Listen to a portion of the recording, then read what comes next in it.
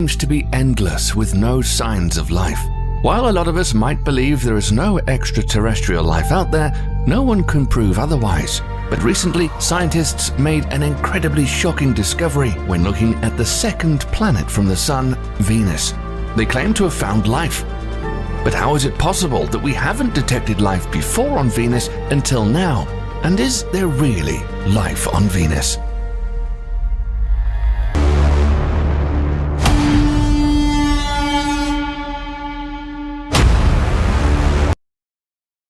Venus is an incredibly hot world, but research seems to suggest it once had vast oceans. It's possible that Venus could have been as habitable as the Earth, but in the last billion years, greenhouse gases transformed the planet from an oasis to the uninhabitable hell it is now. The scorched surface becoming too harsh for life forms that may have retreated deep into the ground or into the atmosphere to avoid extinction. In order for us to look at the possibilities for life on the planet, it's interesting to know a little bit about Venus and its evolutionary history. Chances are you've seen the planet Venus many times and didn't know it. You can easily see it from Earth because it's the brightest object in the sky next to the Sun and Earth's moon, and it's visible as a bright star in the morning and evening sky. It's one of only 4 terrestrial planets in our solar system and considered the Earth's sister planet. Venus is about 20% smaller than Earth and is smaller inside with an iron core 2,400 miles wide. We can't see the surface of the planet from Earth because Venus is covered with thick clouds. But there have been space missions that show it's covered with mountains, volcanoes, craters, and huge lava plains. And for the record, those spacecraft didn't last long. This is because temperatures on Venus are hot enough to melt lead at around 880 degrees Fahrenheit, hot enough the ground would glow a dull red. The atmospheric pressure at the surface is 92 times the sea level pressure on Earth, or the same as being 3,000 feet underwater. It would crush you, and any spacecraft not built to withstand the immense pressure. The thick clouds are mainly carbon dioxide, but also have a layer of reflective sulfuric acid with the smell of rotten eggs. It's not a place you would want to be, or could survive more than a few seconds. Venus is too close to the Sun to sustain life as we know it, and averages a distance of about 67 million miles away from the Sun. However, about 3 billion years ago, the Sun was only 80% as luminous as it is now. With that in mind, it's possible that this hellish planet could have had an environment much like the Earth, and for about 2 to 3 billion years after the planet formed, life could have had plenty of time to emerge.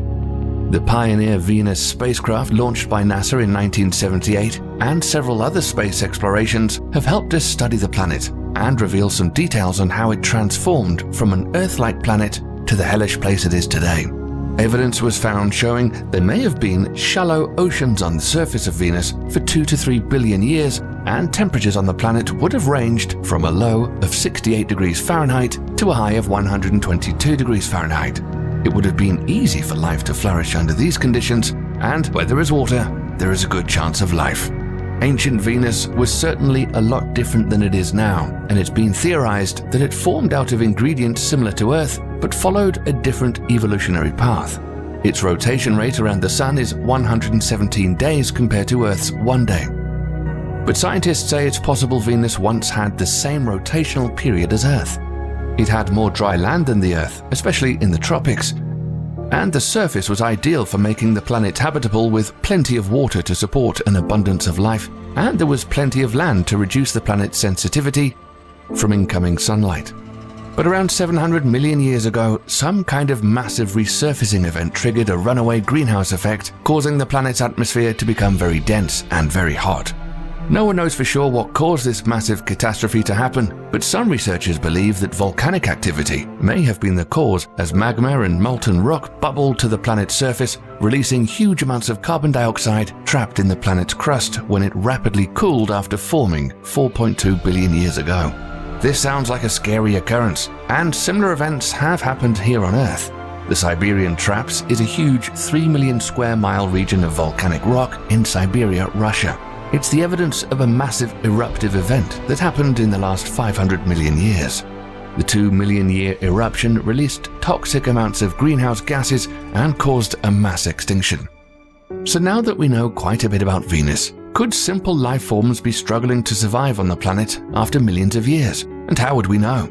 Recently, scientists say they've discovered a chemical called phosphine in the clouds of Venus. Phosphine is made up of 1 atom of phosphorus and 3 atoms of hydrogen. It's also been detected here on Earth, on Jupiter and Saturn.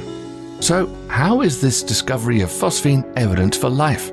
The one thing that got researchers excited about the smelly flammable gas is that, as far as we know, phosphine can only be made by life, whether it be humans or microbes. Humans have made it to use as a poisonous chemical weapon that was used in World War I, and it's still made as an agricultural fumigant. But the interesting thing is that phosphine is also made naturally by some species of anaerobic bacteria.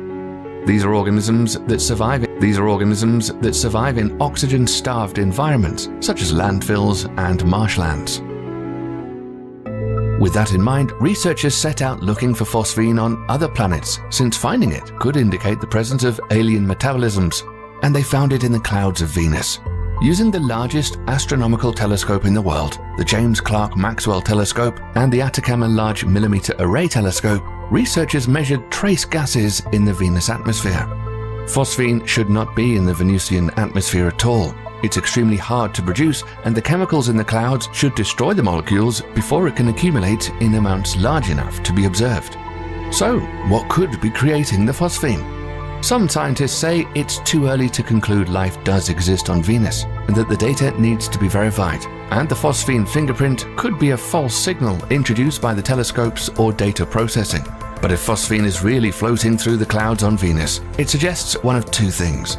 Alien life forms are linking together phosphorus and hydrogen atoms, or there is some completely new chemistry that we don't know about that's creating phosphine in the absence of life. Despite the sulfuric acid in the clouds of Venus, they also carry the basic ingredients for life as we know it: sunlight, water, and organic molecules. And scientists have speculated for nearly 60 years that life could possibly exist on the planet. Near the middle of the cloud layer, temperatures and pressures are nearly Earth-like, and there are molecules in the planet's air that alien microbes could metabolize. The possibility of finding bacterial life in the clouds of Venus is important, because the earliest evidence of life on Earth comes from fossilized mats of cyanobacteria called stromatolites in Greenland, which are around 3.7 billion years old. But the fact that life could live in such extreme environments is something we already know about. Around 4 billion years ago, there lived a microbe called the last universal common ancestor, or LUCA. There is evidence that this microbe lived an alien lifestyle because it was hidden deep in underground iron-sulfur-rich hydrothermal vents. Being both anaerobic and autotrophic, it didn't breathe air and made its own food from the dark, metal-rich environment it thrived in. This microbe's metabolism depended on hydrogen, carbon dioxide, and nitrogen, which it turned into organic compounds such as ammonia. The most remarkable thing of all was this tiny life form was the beginning of a long lineage that covers all life on Earth. Now that the biosignature of phosphine gas has been discovered in the clouds of Venus, there are missions being planned by several institutions, including California's Rocket Lab, who plan to send a spacecraft to Venus in 2023 to hunt for definitive signs of life. The mission will use 2 pieces of Rocket Lab hardware: the 57-foot-tall Electron booster, which is currently used to launch small satellites into space, and the Photon satellite bus, which recently made its debut flight. The Photon will launch atop the Electron booster, then it'll make its way to Venus on a flyby trajectory. When the Photon gets close enough, it'll deploy a probe into the atmosphere. Its goal will be to hunt for signs of life in the deck of Venus air that is habitable. But before the mission, everyone will get a chance to see the Electron and Photon in action, as it's booked to take a NASA satellite to the Moon in early 2021.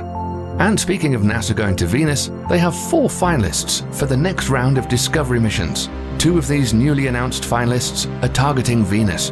One of these is the Da Vinci Plus mission, which would send a probe down through the thick Venusian atmosphere while gathering data on the way. The second is the Veritas mission, which is set to map Venus's surface in detail from orbit. This probe's observations would help show the planet's geological history and could confirm if volcanism and plate tectonics are active on the planet today. It seems there's no other place in the universe with a dense atmosphere. mountains, sand dunes, plains, lakes, rivers and oceans, except the planet Earth. But it turns out there's actually a place much like the Earth in our solar system that has a complex weather cycle, landscapes carved by liquid, and volcanic activity. It may even resemble the Earth in its earliest stages, and some scientists think it might be better to colonize it first instead of Mars.